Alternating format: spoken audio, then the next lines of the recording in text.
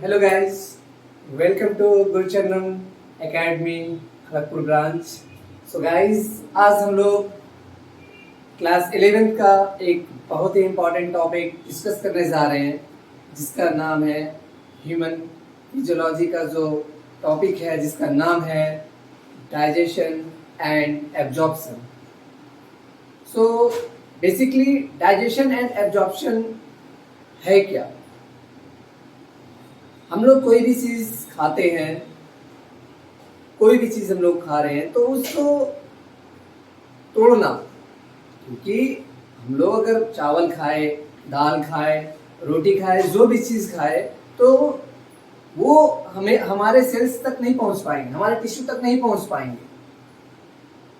तो उसे क्या करने हैं, हमें टिश्यू तक पहुंचाने के लिए तो उसे सिंपलेस्ट मॉलिक्यूल्स में तोड़ने पड़ेंगे। वो बिगेस्ट मॉलिक्यूल्स को तोड़ के उसे सिंपलेस्ट मॉलिक्यूल्स में करने पड़ेंगे। तो उसके लिए एक हमारे बॉडी में बना हुआ है डाइजेस्टिव सिस्टम।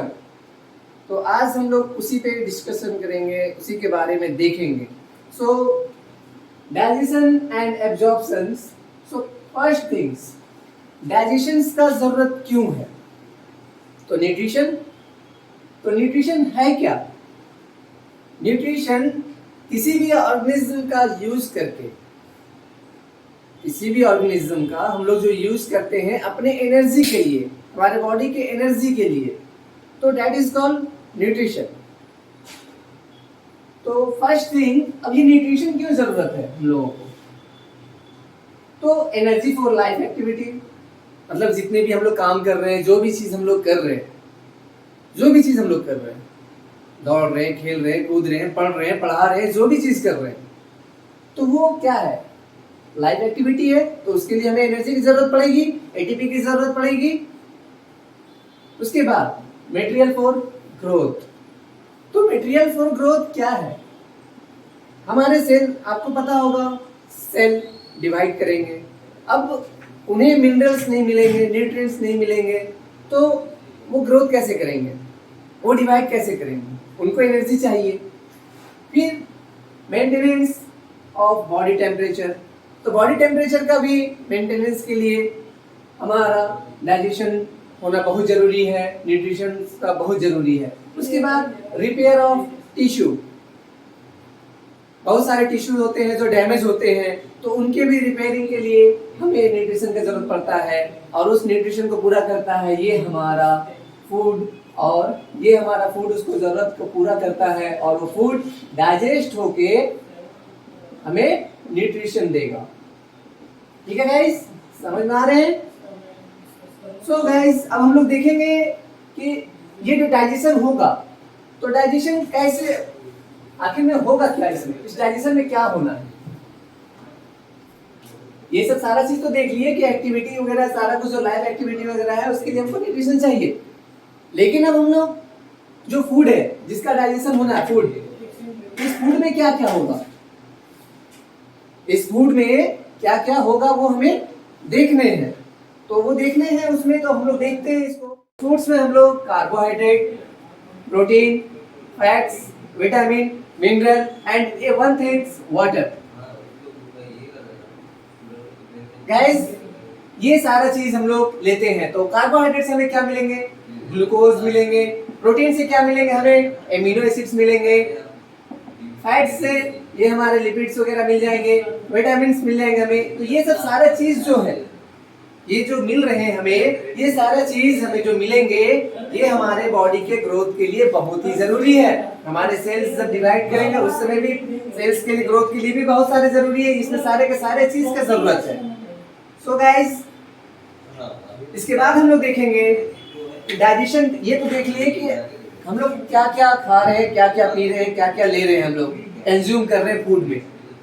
अब हम लोग को देखना है कि ये डाइजेस्ट कैसे होगा। मैंने कार्बोहाइड्रेट खाया, अब वो अल्टीमेटली हमारे सेल्स को कैसे मिलेंगे, हमारे सेल्स के पास कैसे पहुंचेंगे, वो क्या मैकेनिज्म है उसके साथ? तो गाइस, देखते हैं इसके बाद।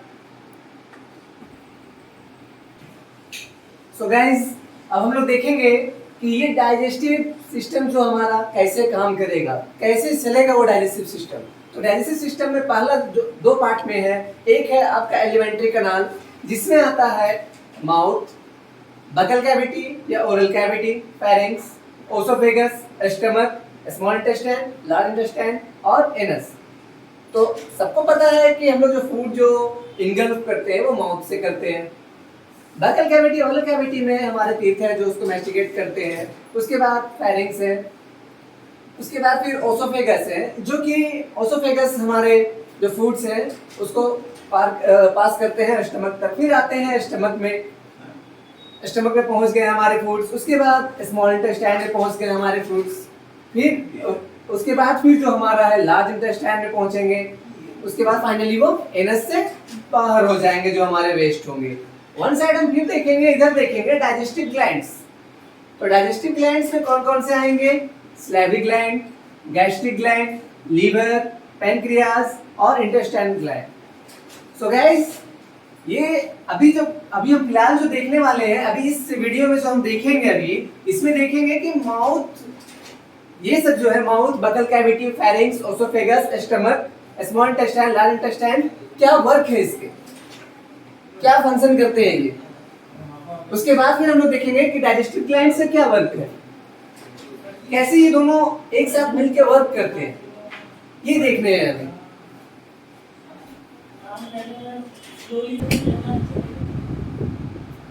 सो गाइस, अब हम लोग देखेंगे फर्स्ट में mouth and buccal cavity. So mouth और बकल कैविटी में होंगे क्या? ये सब टीथ से, यहाँ तक तो टीथ है। उसके बाद ये आपका हार्ड पैलेट हो जाते हैं जो माउथ के अंदर होते हैं, अंदर के पार्ट में जो होते हैं, माउथ खोलोगे ऊपर में जो ऊपर का जो जॉ होता है वहां का पार्ट है। उसके बाद सॉफ्ट पैलेट है, उसके अंदर वाली पार्ट। फिर आपका है लिप्स है, उसके बाद गम है, बहुत सारे चीजें हैं जो माउथ में आपके हैं। तो फर्स्ट थिंग है सो अब हम लोग देखेंगे ह्यूमन डेंटिशन के बारे में।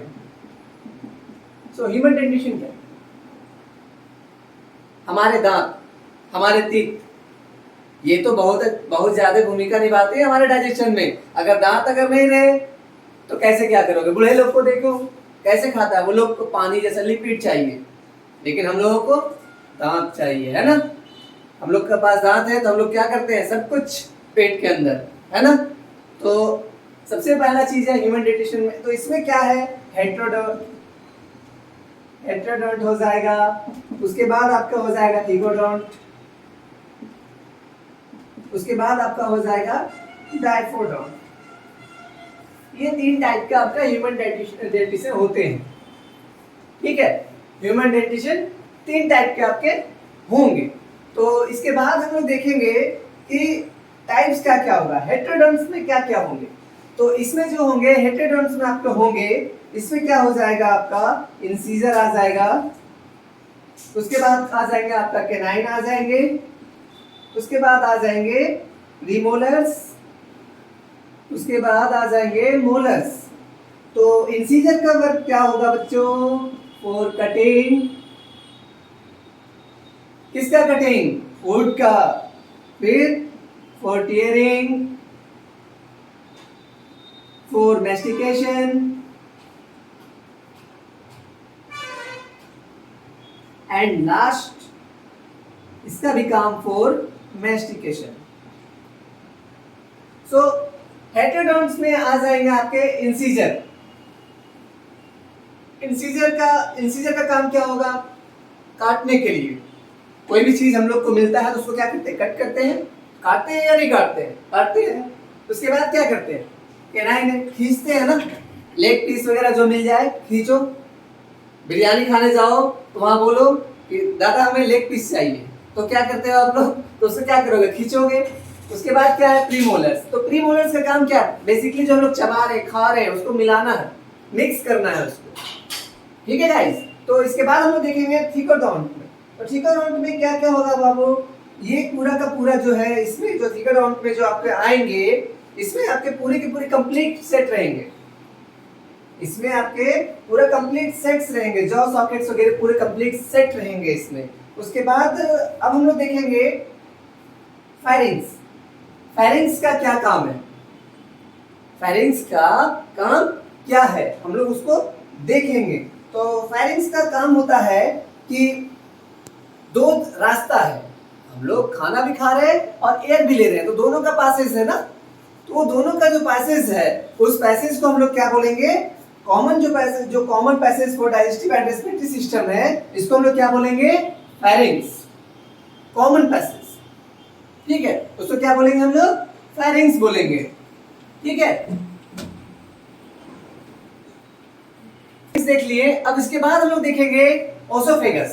सो ओसोफेगस जो होंगे वो क्या होगा, मस्कुलर ट्यूब का होगा जो 30 सेंटीमीटर लॉन्ग होंगे। ठीक है, 30 सेंटीमीटर लॉन्ग होगा। और काम क्या करेगा ओसोफेगस, ये आपके फूड्स जो है, जो फूड्स आपने जो खाया, जो माउथ में जो आपने मेस्टिकेट किया, दांत से चबाया, उसको क्या करने, वो क्या करेंगे, स्टमक तक लेके जाएंगे। कौन, यही ओसोफेगस। ठीक है, उसके बाद फिर क्या है बच्चों, इसमें क्या क्या हो जाएगा, ये कहां से कहां तक रहेगा, ये जो लाइन इसका 30 सेंटीमीटर इसका रहेगा, लेंथ रहेगा ओसोफेगस का। ठीक है, इसके बाद हम लोग देखेंगे अब हम लोग देखेंगे स्टमक। तो स्टमक सब कोई जानते हैं क्या है, पापी पेट है वो। ठीक है, हम लोग जो भी कर रहे हैं सब कुछ किसके लिए कर रहे हैं, इसी के लिए तो कर रहे हैं, स्टमक के लिए नहीं कर रहे हैं। आप पढ़ रहे हो, हम पढ़ा रहे हैं, क्यों, स्टमक के लिए, है ना। तो अब इसमें स्टमक में होगा क्या क्या, तो स्टमक के पहले बेसिकली शेप इसका जो होगा वो जे शेप का होगा। किस शेप का होगा स्टमक, जे शेप का होगा। ठीक है, और इसमें जो भी खाने रहेंगे, जो भी हम लोग खा रहे हैं, जो भी जितना भी चीज खा रहे हैं वो 4 to 5 आवर्स के लिए यहाँ पे स्टोर हो जाएंगे इसी स्टमक में। 4 to 5 आवर्स के लिए स्टमक में स्टोर रहेंगे। उसके बाद क्या होंगे, वहां से फिर धीरे धीरे डाइजेशन होते जाएगा और वो फिर स्मॉल इंटेस्टाइन में पहुंचेंगे। लेकिन इससे पहले स्टमक का 3 पार्ट होगा। तो वो 3 पार्ट स्टमक का कौन कौन से होंगे, मैं लिख दे रहा हूं बोर्ड पे, फंडस, कार्डियक स्टमक, उसके बाद पाइलोरिक स्टमक। ये 3 चीज हो गए स्टमक के 3 पार्ट। कौन कौन से, फंडस, कार्डियक स्टमक और पाइलोरिक स्टमक। ये 3 पार्ट किसके, स्टमक के। ठीक है, तो अब इसमें उसके बाद हम लोग देखेंगे और एक चीज मैं छूट गया, वो ओसोफेगस से जो खाना जो फूड हम लोग खाए वो स्टमक तक आएगा कैसे, वो पेरिस्टाल्टिक मूवमेंट से पहुंचेगा। कहां तक, स्टमक तक। ठीक है, उसके बाद स्टमक का जो पार्ट वो देखे आपने, फंडस है, फंडस के बाद कार्डियक स्टमक है, उसके बाद फिर पाइलोरिक स्टमक है। उसके बाद हम लोग देखेंगे स्मॉल इंटेस्टाइन के बारे में। तो क्या क्या होगा बेसिकली स्मॉल इंटेस्टाइन में, पता ही है कि जितना तरह का एब्जॉर्प्शन होगा वो सब मोस्टली सब कहाँ पे होगा, सबका सब स्मॉल इंटेस्टाइन में होगा। तो स्मॉल इंटेस्टाइन का कितना ये इसका साइज क्या होगा, और आपको पता भी है कि स्मॉल इंटेस्टाइन सबसे लंबी है ना, लार्ज इंटेस्टाइन छोटी है। तो स्मॉल इंटेस्टाइन का लेंथ कितना होगा बच्चों, तो इसका लेंथ जो होगा 7 metre long and 2.5 centimetre in diameter. So उसके बाद क्या होंगे, ये 3 पार्ट्स में होगा। कौन, स्मॉल इंटेस्टाइन, स्मॉल इंटेस्टाइन क्या होंगे, 3 पार्ट्स में। पहला क्या होगा, ड्यूडेनम, दूसरा क्या होगा, जेजुनम, और तीसरा क्या होगा, इलियम। ठीक है, तो फर्स्ट जो पार्ट होगा स्मॉल इंटेस्टाइन का वो क्या होगा, ड्यूडेनम, सेकंड पार्ट जो होगा वो जेजुनम, और थर्ड पार्ट जो होगा वो इलियम। ठीक है, उसके बाद हम लोग देखेंगे कि अब उसमें क्या होगा, स्मॉल इंटेस्टाइन में बहुत सारे विलाय होते हैं। उस विलाय का वर्क क्या है, जो डाइजेस्ट हो गया, जो फूड्स डाइजेस्ट हो गए उसको क्या करने हैं, अब उसको एब्जॉर्ब भी तो करवाना है, ब्लड में लेकर जाना है ना। तो वहां पे एब्जॉर्प्शन का सरफेस एरिया बढ़ाता है कौन, विलाय, और जो वेस्ट जो मटेरियल रहेंगे उसको लार्ज इंटेस्टाइन में भेजेंगे भी वो। ठीक है बच्चों, तो उसके बाद अब हम लोग देखेंगे लार्ज इंटेस्टाइन के बारे में। तो लार्ज इंटेस्टाइन्स में क्या होंगे बच्चों? लार्ज इंटेस्टाइन्स में होंगे आपके 3 पार्ट में है। ये 1.5 मीटर लॉन्ग होता है और डायमीटर में आपका ये 1.5 मीटर लॉन्ग होगा और आपका ये 3 पार्ट में बटे हुए रहेंगे। तो ये 3 पार्ट में कौन कौन से हैं? केकम, कॉलन और रेक्टम। ये सारे चीज मैं जितना चीज मैं लिखवा रहा हूं बच्चों, ये सारा चीज मैं नेक्स्ट वीडियो में एक एक चीज का एक्सप्लेनेशन दूंगा कि ये कैसे होंगे, इनका वर्क क्या है। आज मैं जनरली आपको ये सिर्फ बताने आया था कि डाइजेस्टिव सिस्टम में जो पार्ट्स जो हैं, कौन कौन से पार्ट्स हैं, कौन कौन से पार्ट्स फंक्शन कर रहे हैं, कौन कौन से पार्ट्स वर्क कर रहे हैं उसमें। ठीक है बच्चों, तो इसमें लार्ज इंटेस्टाइन्स में जो है, तो लार्ज इंटेस्टाइन में जो है केकम हो जाएंगे, उसके बाद कॉलन और उसके बाद फिर रेक्टम। ठीक है, तो उसके बाद फिर क्या है कि ये 3 पार्ट हो गए। उसका फाइनली वहां लार्ज इंटेस्टाइन में क्या होगा? वाटर का एब्जॉर्प्शन होगा, सिर्फ और सिर्फ वाटर का ही एब्जॉर्प्शन होता है लार्ज इंटेस्टाइन में। उसके बाद क्या होंगे? उसके बाद फाइनली वेस्ट कहां पहुंच गए? जहां उनको जाना है। ठीक है, सो गाइस, उम्मीद है आप लोगों को ये वीडियो अच्छे से समझ में आया होगा। Thank you.